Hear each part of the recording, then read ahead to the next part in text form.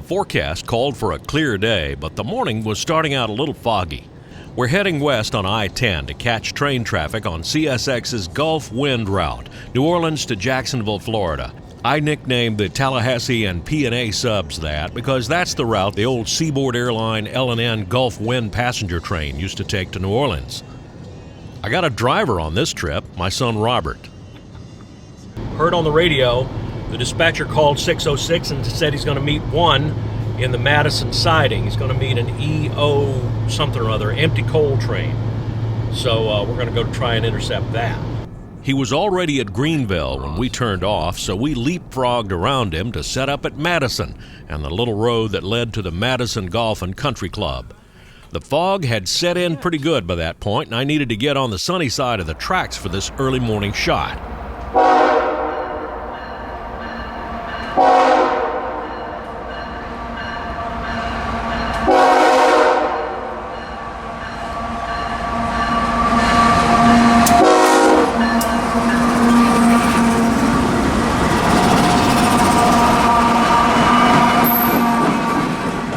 Q606, New Orleans, Louisiana to Waycross, Georgia, via Madison, Florida. Lots of varied merchandise traffic.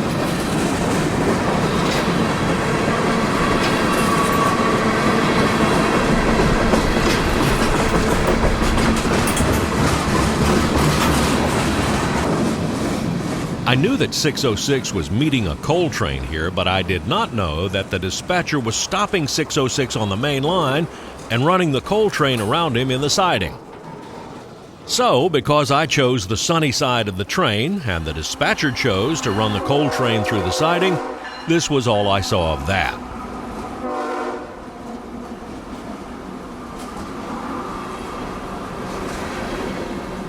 Madison siding is 10,573 feet long, but one of these trains must have been just a little bit longer because what I witnessed was what I believe railroaders call some sort of a saw-by. The northbound Q606, too long for the siding, stayed on the main line and pulled all the way up to the north end of the siding, stopping short of fouling the switch. It waited there until the southbound coal train arrived and came into the siding, likely on an approach signal. When the coal train got near the south end, it saw a red stop signal because the bottom of Q606 was still hanging out on the main and fouling the switch. On the other end, when the shorter coal train got into the siding and cleared the switch, 606 got a clear signal and immediately began pulling northward. When 606's bottom end finally cleared the south switch, the coal train got a clear signal and he began pulling southward. A single saw-by, I think. Because the coal train took a while to get back up to speed, we had no trouble leapfrogging him back down to Greenville, where we set up and waited. It took about 20 minutes for E040 to make the 10.5 miles from South End Madison to the south end of Greenville, where we were. This time, we got a much better look at it.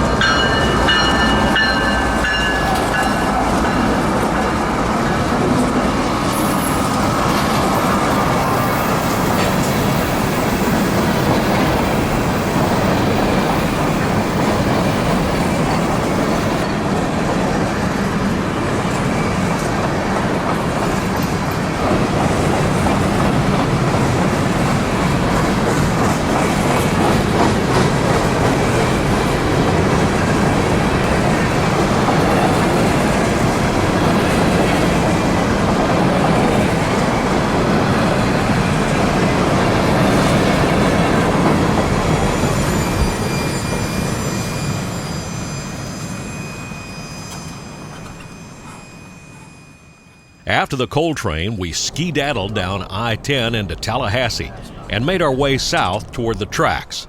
I wanted to set up near the downtown Y around Tallahassee holdout, but unfortunately, we picked the wrong day to go chasing trains around Doak Campbell Stadium. The Seminoles were playing Delaware State at home, so we chose Plan B, the bypass at Lapona Road. We arrived to find a clear signal on the distant to Tallahassee holdout. This is an ABS signal, an automatic, so I knew the train was in the block and would be here soon.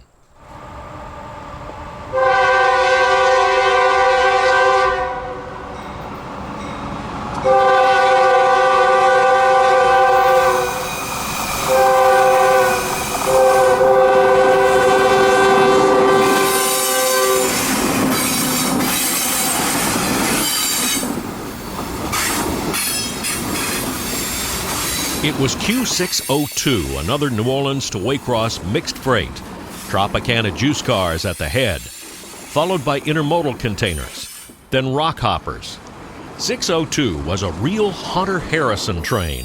CSX's new boss, Mr. Harrison, dislikes unit trains of all kinds, but especially intermodals. He says they're inefficient, leave power and crews in the wrong places, and so here is the result. Everything goes on one train.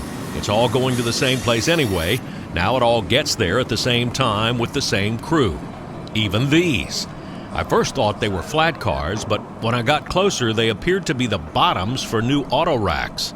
But I wasn't sure. However, I was certain that these cars were slowing to a stop, a dead stop. Well, for the second time this morning, because I was trying to get on the light side of the train has stopped and has stuck us here. So here we wait. We were going to move to another location, but we're not going to be moving anywhere until these fancy flat cars move. This is Q602, I believe, stopped here at Lapona Road in Tallahassee. So I guess we'll wait.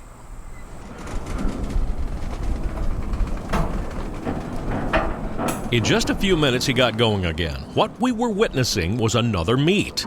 Way down yonder past the signal, coal train EO40, the same one we just saw at Greenville, was entering Tallahassee's B yard. This is how road trains pass at Tallahassee.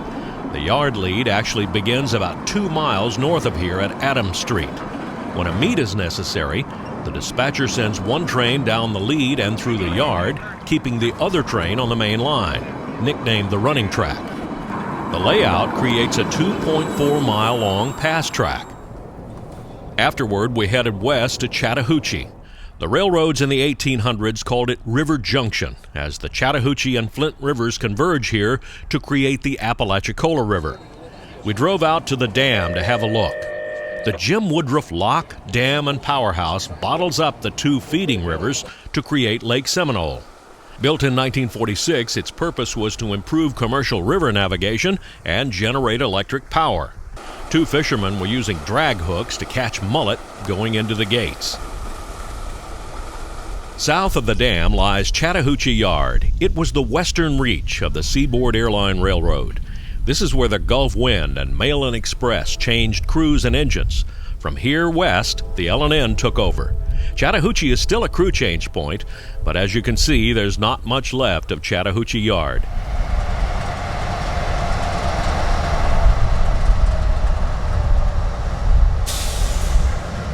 After about 45 minutes, Q605 came in from the Tallahassee side to change crews.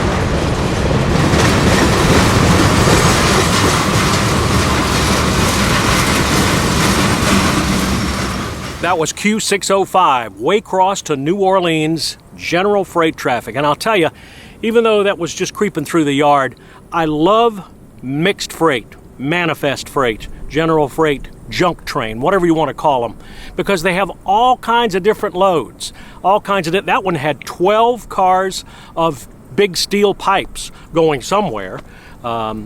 Just really fascinating trains, I think. We continued westward on US 90 until we heard a defect detector at Cottondale. We jumped down to the diamond to intercept.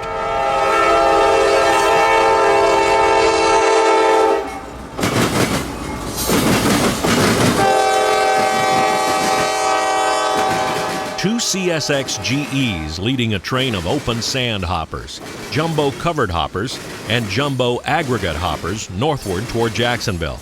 I never got the train symbol.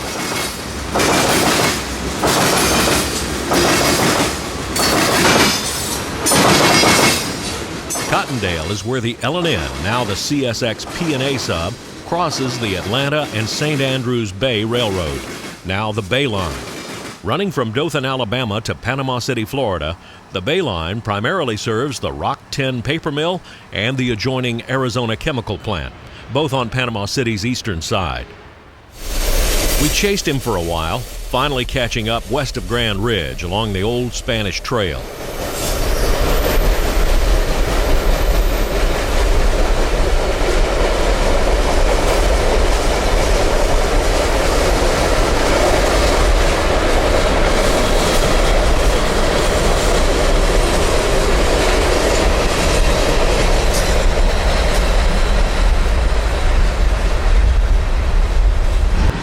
When he beat us to a crossing, we broke off and headed someplace for lunch. After about 45 minutes, we got back on the road and things got busy. An eastbound coal train was pounding toward Baldwin. We leapfrogged him and set up at a spot I'd surveyed on a trip this summer, Douglas City. Douglas City isn't a city or even a town. It's a passing siding between Gretna and Quincy on the CSX Tallahassee sub. We're at the South Switch, just across from a Shell gas station on US 90. The meet was set, and here came the coal train. NO13, a loaded coal train from Cardinal 9 Mine in Kentucky to Seminole Electric at Palatka, Florida.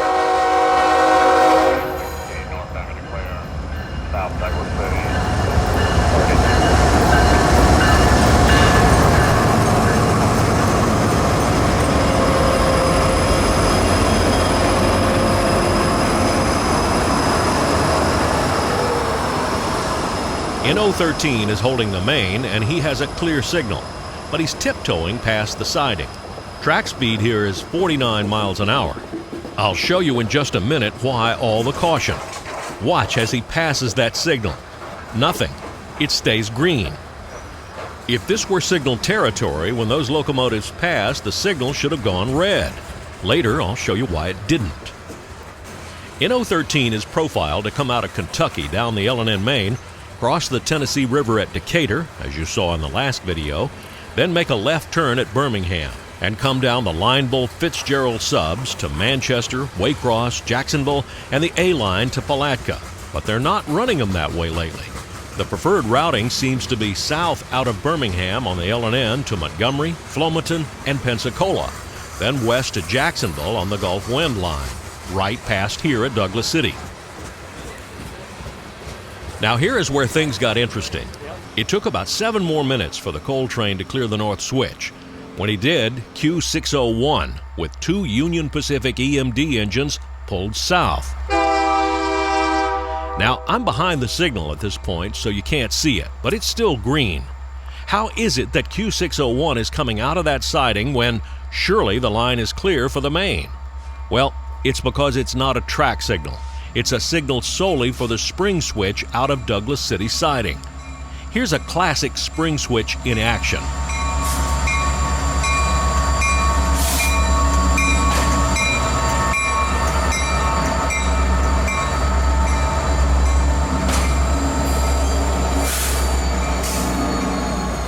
The switch is lined for straightaway movement on the main, or normal in railroad terminology. But as each set of train wheels moves through the switch, it pulls the switch points out just enough to safely roll out onto the straight rail of the main. As long as he takes it 10 miles an hour, everything works fine.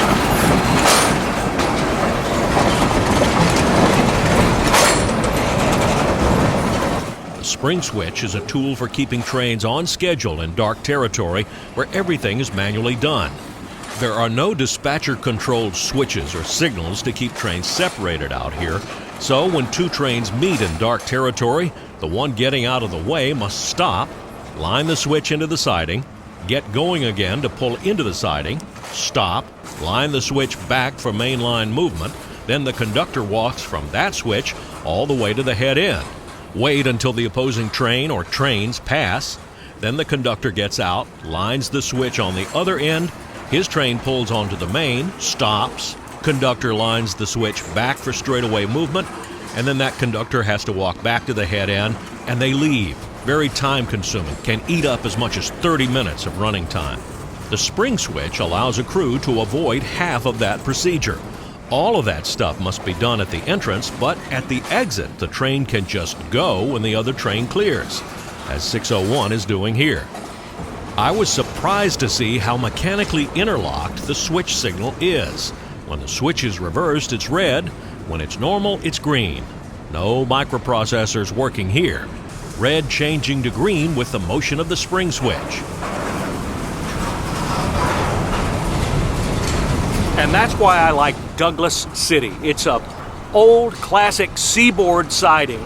I don't actually know if it was a seaboard siding or not. It's not on the old SAL timetables. But it may have been installed for the Amtrak expansion in 1993 when the Sunset Limited was coming through here. And I won't get into all that. But I just love the location here. It's a canopy, tree canopied, and it's kind of out of the way. The road here is a little busy, but it's just a great place to catch two trains meeting here. Douglas City, Florida, just a little ways west of Quincy. On a trip a few weeks before, I stopped at the south entrance to Tallahassee's B Yard. It had just come up a major thunderstorm, and the canal under the yard lead was running briskly. The main line on the left and the yard lead on the right converge at a shallow angle, so the visors on the signals there were extra long and turned sideways, apparently so they couldn't be read from either adjacent track.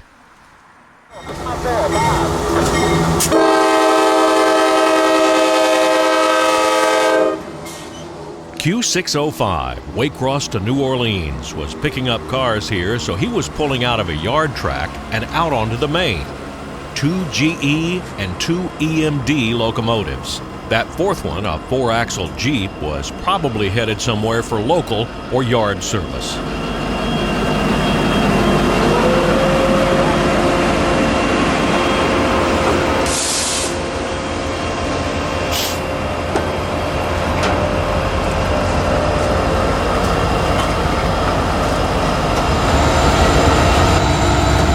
Then he backed down onto another track in the yard, doubling onto a cut, all ready to go.